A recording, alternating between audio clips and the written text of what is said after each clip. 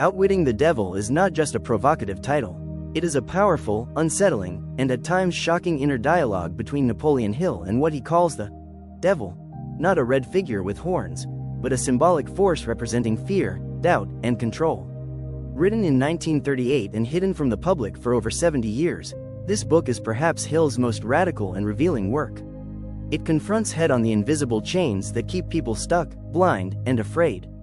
At its core, the book is about identifying and breaking free from the mental and societal systems that keep us asleep. Hill argues that there is one primary reason people fail in life: they drift. They move through life without clarity, purpose, or intention. They follow rules without questioning. They obey authority blindly. They accept fear as truth. And in doing so, they become easy to control. Hill defines drifting as the habit of going through the motions, living reactively rather than consciously. Drifters avoid decisions. They fear criticism. They crave comfort. They are addicted to distraction. And according to the devil, they make up 98% of the population. The devil explains, in this imagined interview, that his power comes from people's failure to think for themselves. He says, "My greatest weapon over human beings is fear. Not just fear of death or poverty, but fear of failure, fear of judgment, fear of not being enough." The devil feeds off people's need for approval, their avoidance of discomfort, and their belief that they must fit into someone else's system. Hill explores how this fear-based conditioning begins early, starting in childhood, reinforced through education, religion, politics, and social norms. Children are punished for questioning. Students are rewarded for memorization, not thinking. Churches teach fear of hell more than love of life. Schools train obedience more than imagination. And all of it, Hill argues, is designed to create conformity, not freedom. One of the most unsettling claims of the book is that the devil uses time as his primary tool. When people don't know how to direct their energy, their thoughts, and their actions, time becomes an enemy. Drifting eats time, doubt wastes energy, hesitation steals years, and all the while, people believe they're just doing what they're supposed to. But there is a way out. The opposite of drifting is definiteness. Hill calls it definiteness of purpose, a crystal clear understanding of what you want and why. When someone is definite, they become dangerous to the devil. They are no longer ruled by fear or external approval. They choose their path, they direct their energy, they take responsibility, and most of all, they think for themselves.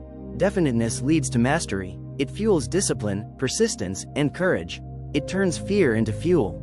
The moment you stop waiting to be told what to do, and instead claim authorship of your life, you begin to outwit the devil. Hill also reveals that the devil has no real power over those who live with purpose, courage, and awareness. He thrives in the unconscious mind, in automatic habits, in emotional reactivity. But the conscious mind, directed with intention, is the devil's greatest threat. Throughout the conversation, Hill exposes how the devil uses modern society to maintain control: seductive entertainment, processed foods, addictive substances, divisive politics, fear-based religion, overstimulation, social pressure, and chronic doubt. These forces, when unchecked, create mental fog and spiritual paralysis. They keep people asleep, they keep them drifting, but Hill doesn't stop at diagnosis. He offers solutions. He emphasizes the importance of building self-discipline, especially over thoughts and attention. He encourages people to ask questions, to challenge authority, to deconstruct fear, and to define success on their own terms. He calls for daily reflection, physical vitality, financial intelligence, and creative expression. Hill is clear. The real war is not out there, it is in the mind. The devil exists as a pattern of thought, a program of fear that thrives on passivity and silence. To defeat it, you don't need to fight. You need to wake up. You need to decide. You need to act. Outwitting the Devil is a call to radical mental freedom. It is not always comfortable. It will challenge your assumptions. It will expose how much of your life is on autopilot. But it will also empower you to reclaim your power.